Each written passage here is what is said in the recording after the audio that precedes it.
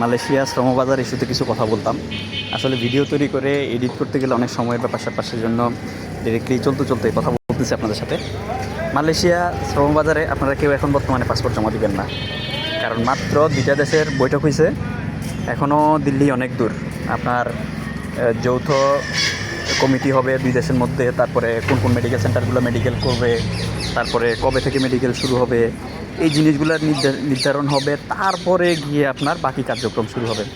এখনও আপনারা যারা পাসপোর্ট জমা নিচ্ছে তাদেরকে আপনারা পাসপোর্ট জমা দিবেন না। পাসপোর্ট জমা দিলেও শুধুমাত্র পাসপোর্টের ফটোকপি জমা দিবেন, অরিজিনাল পাসপোর্ট জমা দিবেন না। কোনো টাকা পয়সা লেনদেন করবেন না, আর কোনো মেডিকেল সেন্টার থেকে মেডিকেল করালে এখন মেডিকেল করবেন না। কারণ মালয়েশিয়াতে প্রথম ফ্লাইটটা যখন যাবে, কবে থেকে শুরু হবে সেটা এখনও নির্ধারিত না। মিনিমাম আপনার 6 মাস থেকে 8 মাস বা তার কম বেশি সময় লাগতে পারে মালয়েশিয়ার প্রথম ফ্লাইট যেতে বিভিন্ন প্রসেসগুলো শেষ হওয়ার পরে। কারণ মাত্র চুক্তি 2টা দেশের সাথে বৈঠক হয়েছে, কিন্তু এখনও দিল্লি বহুত দূর। আর আরেকটা জিনিস হচ্ছে, মালয়েশিয়াতে দেখেন গতবারও কিন্তু সিন্ডিকেটের মাধ্যমে আপনার যে ভিসা হয়েছে মোটামুটি 5 লাখ 6 লাখ টাকা করে এক একটা কর্মী গিয়েছে। কিন্তু এবারও আপনার যদি 1 লক্ষ টাকা বা 1.5 লক্ষ টাকার মধ্যে যায় তাহলে ধরে নেবেন যে আলহামদুলিল্লাহ গুড। আর যদি না যায় তাহলে ধরে নেবেন যে আসলে পরিবর্তন বলতে কোনো পরিবর্তন হয় নাই।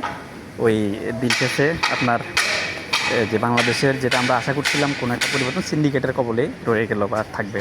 কারণ আমি প্রতিমন্ত্রী মহোদয়ের একটা বক্তব্য শুনে আমি নিরাশ হয়ে গেছি। উনি যেভাবে বলছেন, ওনার বক্তব্যটা ইঙ্গিত দেয় যে সিন্ডিকেট বহাল থাকবে। তো যাই হোক, আমার মনে হয় ওই যে কিছু পরিবর্তন হবে। যেমন গতবারে তখন ক্ষমতাসীন দলের কিছু লোকজন আপনার সিন্ডিকেটের মধ্যে ছিল, কিছু এজেন্সি। এখন হয়তো বা ওই ক্ষমতাসীন দলের এজেন্সিগুলো বাদ দিয়ে এখন বর্তমান ক্ষমতাসীন দল যারা আছেন ওনাদের পন্থীগুলা আসলে বর্তমানে সিন্ডিকেটে ঢুকবে। অলরেডি আমি নামও দেখছি বেশ কয়েকজনের। কারণ আমি গতবার যেহেতু বিভিন্ন ভাই ব্রাদারকে আমি হেল্প করছিলাম, যেমন গতবার আমি যতগুলো ভাই ব্রাদারের মেডিকেল করিয়েছিলাম আলহামদুলিল্লাহ আমার একটা মেডিকেলও বরবাদ হয় নাই। সব কয়টাই ভিসা পাইছে, সব কয়টাই গেছে। কিন্তু লাস্টে আমি যখন দেখলাম যে লোক যাওয়ার পরে কাজ পায় না, বা কাজ পাইলেও অন্তত 6 মাস 7 মাস বা 3 মাস বসা থাকতে হয়, বসে থেকে তারপরে কাজ পায়, তখন কিন্তু আমি মেডিকেল করানো বন্ধ করে দিয়েছি। বিদায় আমার দেখা গেছে যে বন্ধ হয়ে গেল, আমার লোকগুলা কিন্তু যেতে পারছে, মানে কোনো মেডিকেল বরবাদ হয় না, সবাই ভিসা পাইছে। কিন্তু এখন একটা সমস্যা হচ্ছে আপনার এই যে প্রথমে ছিল আপনার 25টা সিন্ডিকেট গতবার, পরবর্তীতে 25টা এজেন্সি, মানে 27টা রিক্রুটিং এজেন্সির মধ্যে মাত্র 25টা এজেন্সি মালয়েশিয়াতে লোক পাঠাবে। দেখেন কত বড় মাপে সিন্ডিকেট করছে, আর বাকিরা কিন্তু পাঠাইতে পারবে না। পরে আপত্তির কারণে পরে করছে 50টা, এরপরে আপত্তির কারণে পরে করছে 75টা, পরে আপত্তির কারণে পরে 100টা।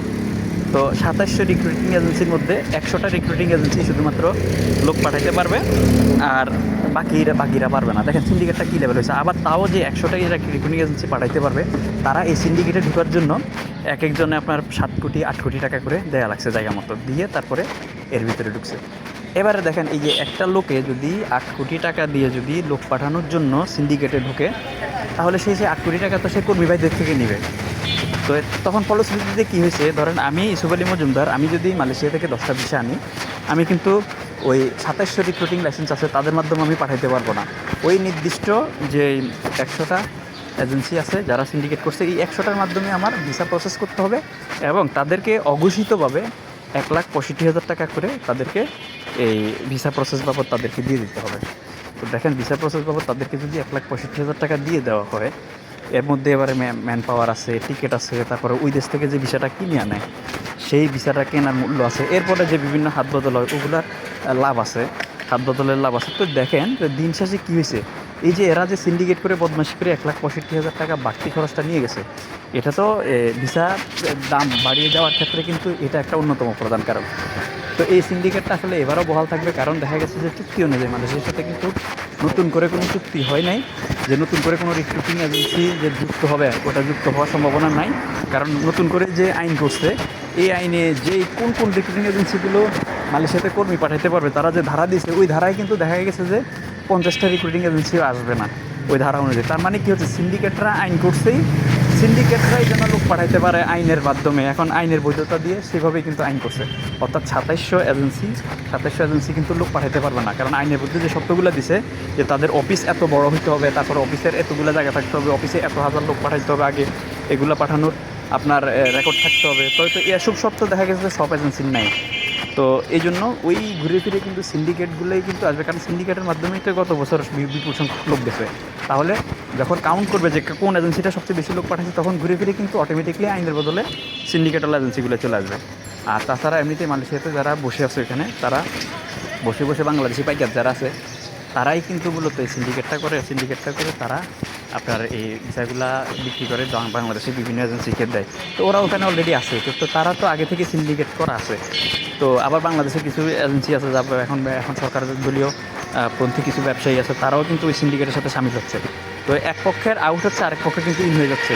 তো ইনডাইরেক্টলি দেখা গেছে যে আপনার এই যে মালয়েশিয়ার শ্রমবাজারটায় আসলে এখন পর্যন্ত বই জমা দিয়েন না, কিন্তু যদি সরকারে যদি আসলে যদি 1.5 লক্ষ টাকা বা 1 লক্ষ টাকার মধ্যে যদি কর্মী ভাইদের পাঠাতে পারে, এটি হবে সবচেয়ে বড় সফলতা। আর না হয় ওই যে যদি আবার আগের মতো 5 লাখ 6 লাখ টাকা দিয়ে কর্মী ভাইরা যায়, তাহলে এটা কিন্তু আসলে কোনোভাবে কাম্য নয়, মেনে নেওয়ার মতো না। তাহলে আর পরিবর্তন কী হইল? আর আমার মনে হয় না পরিবর্তন হবে, কারণ এখানে দেখা গেছে যে মোটামুটি আপনার যেটা আমি দেখলাম আর কি, যে মোটামুটি যারাই কাজ করতে যাচ্ছে, তারা ওই শ্রমিক ভাইদেরকে কম টাকায় পাঠানোর মতো কোনো ইন্টেনশন নেই তাদের।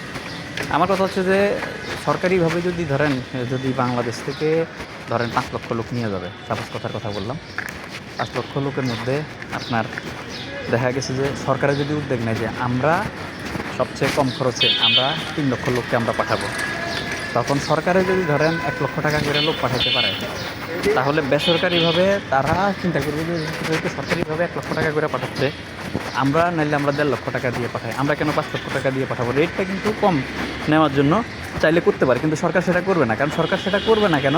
সরকারিভাবে যদি লোক পাঠায়, তাহলে এই যে বেসরকারিভাবে সিন্ডিকেটরা যে 100 কোটি 200 কোটি 300 কোটি 400 কোটি টাকা ঘুষ দেয়, এই ঘুষগুলো তো পাবে না। তো সেজন্য আপনার আইডিয়া থাকলেও ওই কেউ কিন্তু আপনার সরকারিভাবে লোক পাঠাক, এটার পক্ষে কিন্তু কোনো আমলারা বা কেউ থাকবে না। কারণ ওইভাবে সরকারিভাবে পাঠাতে গেলে তো ওনারা লাভবান হচ্ছে না। কারণ গতবার কিন্তু শেখ রেহানাকে নাকি আপনার 12,000 কোটি টাকা ঘুষ দিয়েছে সিন্ডিকেটেরা। তো শুধু একজনকে যদি 12,000 কোটি টাকা ঘুষ দেয় এই মালয়েশিয়া সিন্ডিকেটে, তাহলে এই যে মালয়েশিয়ার রেট বাড়বে না কেন? এরপরে বাকি অন্যান্য মন্ত্রণালয় থেকে শুরু করে বাকিগুলোতে তো এইভাবেই আপনার আসলে ঘুষ দিয়ে কিন্তু এই আপনার মাত্র 80,000 টাকা কাগজে কলমে থাকলো, এইটা একটা শ্রমিক মালয়েশিয়া যাওয়ার জন্য 80,000 টাকা কাগজে কলমে থাকলো, এটাকে কিন্তু নিয়ে গিয়ে আপনার মোটামুটি 4 লাখ 5 লাখ 6 লাখ টাকা গিয়ে ঠেকেছে। তো এবারেও তার ব্যতিক্রম কিছু হবে না, কারণ যেটা দেখতেছি মন্ত্রী মহোদয়ের বক্তব্য, যেটা প্রতিমন্ত্রী মহোদয়ের যে বক্তব্য, এই বক্তব্য আসলে আমি হতাশ, এবং আমি দেখতেছি যে আসলে আপনার হবে না। আমার মনে হয় না যে আপনার রেটটা কমবে।